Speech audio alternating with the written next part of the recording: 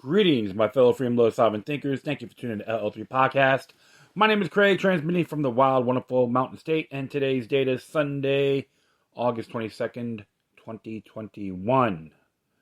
So I was listening to the Trump speech last night. It was entertaining, we saw some good and bad. I know some controversies about the vaccine, which I didn't really pay too much attention to.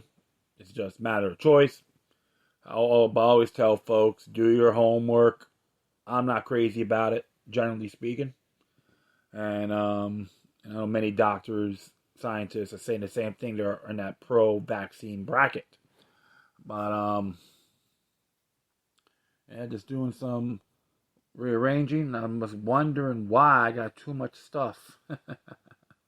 That's okay. I am doing okay. I can't make any complaints. Just some minor stuff, which is all well and good. It's supposed to hit the 90s later on in this area. And, of course, Tropical Storm Henri is hitting that northeast region, Long Island, Connecticut, Massachusetts. So, it'll be a pain in the neck. So, just be safe out there, folks, through these ordeals. And I know many people still talk about Afghanistan, and you got some soldiers talking about their opposition, why they are against the war itself, which is understandable.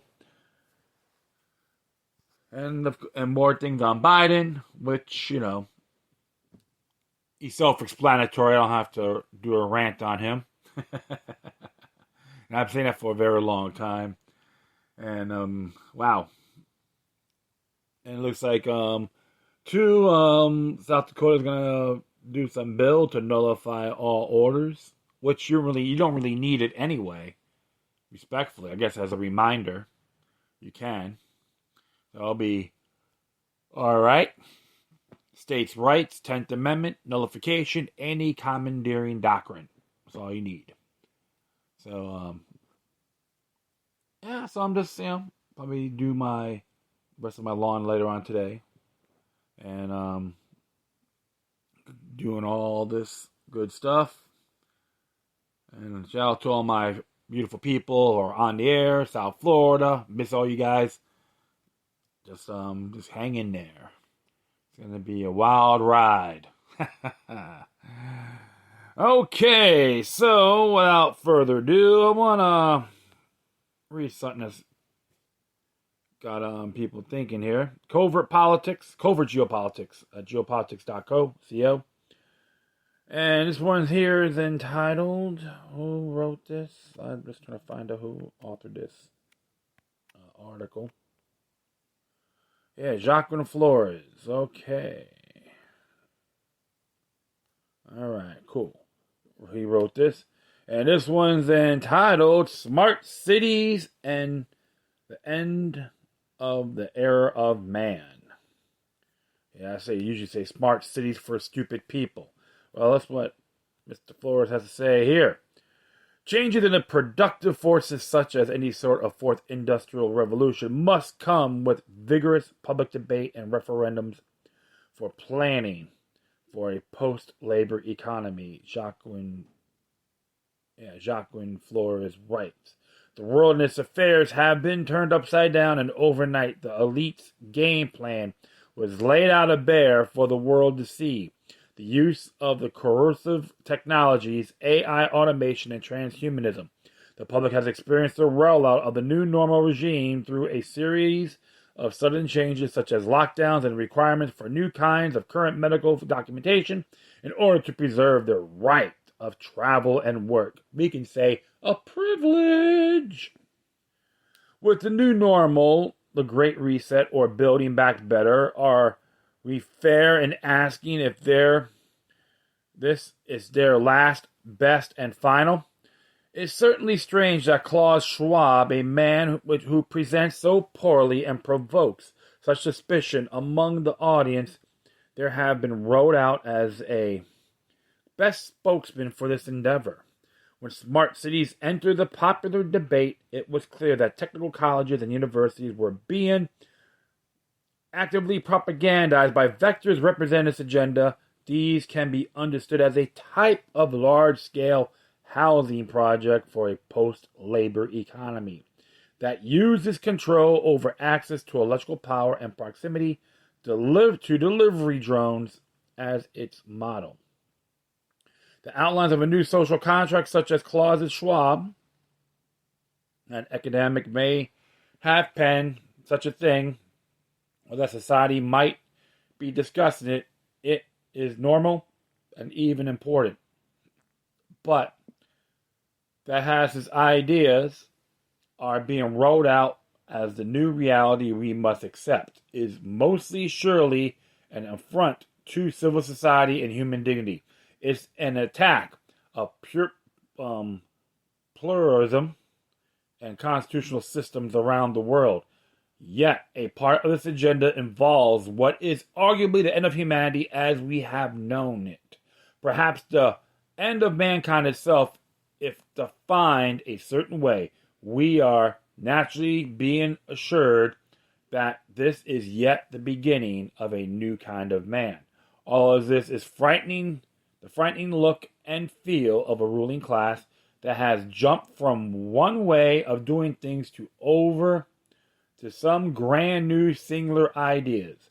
The particular publicly promoted culture of the elite of the ruling class necessarily bears the marks of social good and social permissibility, because this whole public display is for popular consumption and has been selected just for that reason.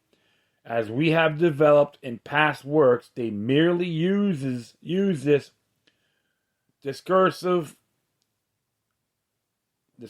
framework because it disarms the public. In developing and describing the aspirations of modus operandi of technocracy is in rising, Alistair Crooke explains, is the era finally coming to an end. We are dealing with the ideology of an aspirant ruling class that aims to hoard wealth and position, while it's flaunting its immaculate progressive and globalist credentials.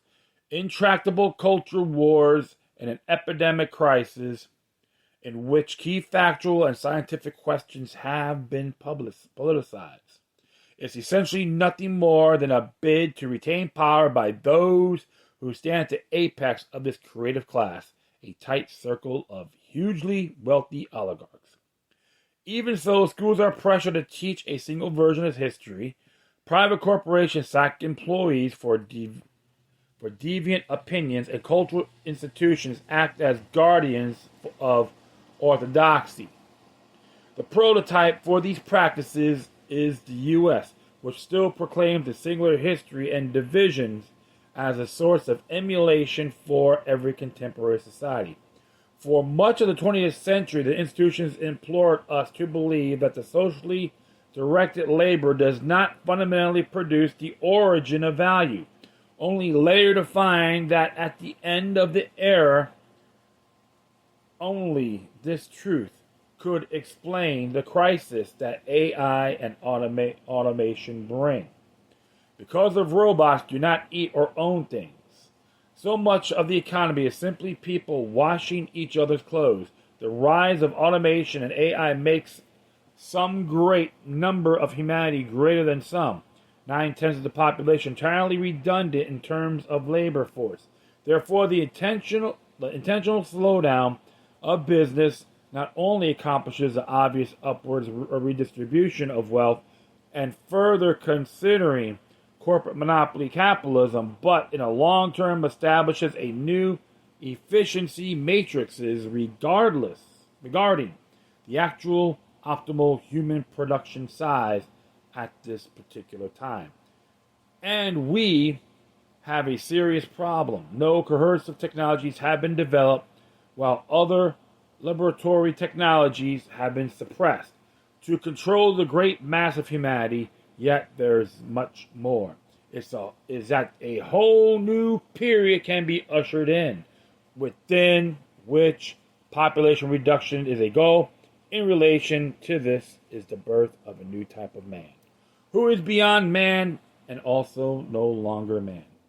In Klaus Schwab's book, The Fourth Industrial Revolution, which is out in 2016, It is clear that transhumanism is a project which aims to integrate cybernetic technologies and nanotech to transform human beings at the level of DNA.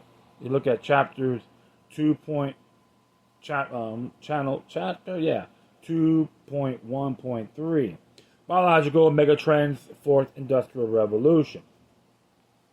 Schwab implores us in this section of the book to set aside the admittedly grave and serious ethical questions these raise, and proceeds to the assertion that these to hold the potential to solve the present economic and ecological problems decisively and positively. If we take these at face value, perhaps proposals such as smart cities can seem attractive as solutions, but there is such danger in this naivety. Because Schwab writes his text in the language of European center-left social democracy, which is the legitimating ideology in the transatlantic sphere, the real and truly unspeakable conclusions which one would necessarily have to infer from the next are left unsaid. Yet we have large sectors of the staff and employees of the so-called humanitarian sphere, including health and education, NGOs, and the university system, believing that the proposed changes are humanitarian. Schwab makes explicit overtures to this theme throughout the text. We must understand to the contrary that the use of nanotechnology, cybernetics, and other transhumanist technologies which are proposed to be integrated into the human organism are not what they seem. We are approached with the idea that these only enhance and do not direct thinking, and that these merely work to assist in the body's functions, longevity, continuative capacity, and so forth. But this would be true for the elite themselves, along with some other layer. For the rest of humanity, the use of oncoviruses through mandatory inoculation, as well as other forms of biological warfare as a class war weapon, could be the norm. Whatever further population will remain after the depopulation efforts, the resources at the disposal for this remains population per capita will be less than presently enjoyed by those of the middle class populations in first world countries. This seems counterintuitive if one believes that there is some aim of improving the living conditions for the population that remains. But here we confront smart cities. As we have discussed previously, this involves using Tokyo as an example in the terms of living space. 150 square foot apartment with low ceiling heights. There are even greater dangers to the development of so-called smart cities, which, like panopticons, are large prison networks. The development of these kinds of arrangements works against decentralized living models as well, that rely upon the same supply line fertilities, in which in turn will justify the further development of the police state using cyber terrorism as a pretext.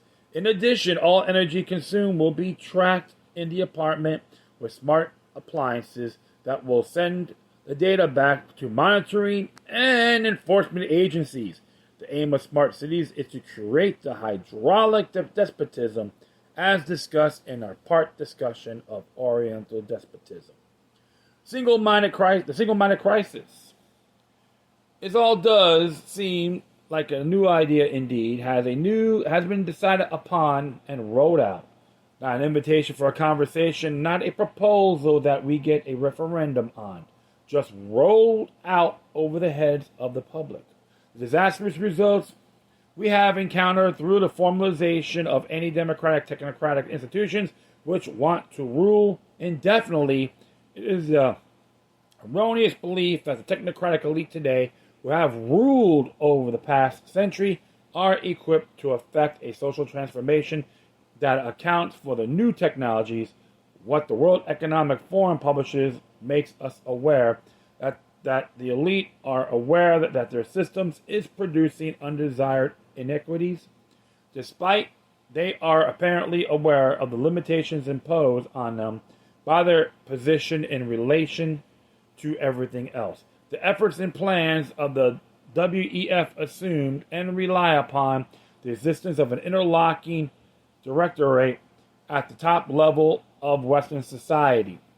Conversely, its vision is necessarily limited and its aims are directed in the large part by the imposition of this directorate on a common vision.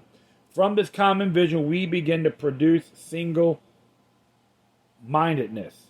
So they create meritocratic educational institutions, recruiting and scouting fresh minds for the great new idea, so that the problem of single-mindedness can be overcome. The Platonic Gnostic film Dark City explains why these attempts will fail. In this film, dying alien race of strangers rules over abducted people in a small city, flat Earth island in deep space. The people believe they are living back on Earth. This race is dying because they have a single consciousness and thought. And they are studying humans for their diversity to find the single mind to emulate for the coming period. What this race of strangers does is akin to what the elites today attempt to do with their think tanks and gestures towards meritocracy. The strangers are trying to distill from the collectivity of humanity the single new idea that will give them new life. But the strangers are engaged in self-defeat. The solution they envision is at the root of their problem. Single consciousness cannot be used to replace the old consciousness of a single-minded entity. If the problem is a single consciousness problem, what makes humanity, or the multiplicity of divergent consciousness and the differences through the diversity of their experiences. The ruling class in the West presents itself like these strangers, having awareness of the crisis of their own making, but with a limited understanding of solutions to those things it can understand. Concluding thoughts. We see that changes in the productive forces, such as any sort of fourth industrial revolution, must also come with vigorous public debate and referendums on planning for a post-labor economy. For humanity, a fourth industrial revolution is one that could promise to decentralize power, because it decentralizes the entire cycle of commodity production and distribution. Therefore, we have a possibility of a new kind of elite whose power is based upon more horizontally situated power vectors, flattened as a product of their localized domain of power. But the elites today are working against this idea of a 4IR. We understand already that the elites have proposed smart cities and use these kinds of hydraulic despotisms as concentrations of power in society. They will control the power source and can control citizens' access to amenities and rental objects to their smart apartment based on social credit, such a proposal is misanthropic and tyrannical in its essence, but it is also the best that a single-minded consciousness can arrive at. These kinds of smart cities will have a total size that corresponds to a total human population, a lower number to be sure, but what exactly to be determined by technocratic solutions that represent the sensibility of the ruling class at the time, because there are many number of viable alternatives, all of which appear better than the best offering being made by the elites. The civilizational crisis in the West right now is a political crisis, and one characterized is irreconcilable differences. You can actually participate in the global efforts to cripple the deep state criminal cabal's ability for genocide while enjoying healthcare freedom at the same time by boycotting Big Pharma for good. Oh, what can I say about that? Right on target. The whole thing is they want to see humanity stagnate. And they want to give you these great bribes, arrogant rhetoric like they claim they are smarter than you. They all want to be the puppet masters, representing the hidden hand. I'll say this, these smart cities can become graveyards. A lot of big cities around the world when the crap actually hits the fan. It has nothing to do with economics, capitalism, all that. It's control, oppression, tyranny, technocracy. Even with the Build Back Better quote, UN approved. One of the areas I always tell people, don't need them. Educate yourselves, improve your lives. Everyone got fantastic gifts. We all have our strengths and flaws. Like saying one person is better to do certain skills than others, and vice versa. Try to have a little tight-knit community on growing food, being self-reliant, off the grid when it's necessary. Keep everything minimal as possible. That'd be a great start. Even my colleague and I, we have everything minimal, which is amazing. So try to keep everything efficient too. And we still got some stuff we got to do, but we achieved a lot in the past 2 years. Anyone can do it. Everyone that's listening right now can make a difference. Decentralization is the key. Say no to technocracy. And always say this, smart cities are for unintelligent people. And that will be it. I thank everyone for listening. Plus, feel free to download and share us throughout your social media networks. If you have any questions, comments, or something interesting to check out, whatever you do, please send your correspondence to Quorum. Furthermore, I'll leave the footnote of this article on my speaker page. If you want to send me an email, you can go to LokiLuckNumbers03@protonmail.com. If you want to donate, you can go to paypal.me or cash.at/LokiLuckNumber3. If you want to support the website on Covert Politics, that would be great. They need some endorsements as well, financially, spiritually, all that. Truth of the matter is, folks, we want to see everyone be free from this technocratic enslavement. All right. Once again, thank you for your time. Plus, always remember that the demoniac resistance is healthy for the soul and can liberate humanity. Until next time, take care of yourselves. Keep on spreading the love. And may your guardian spirits be with you.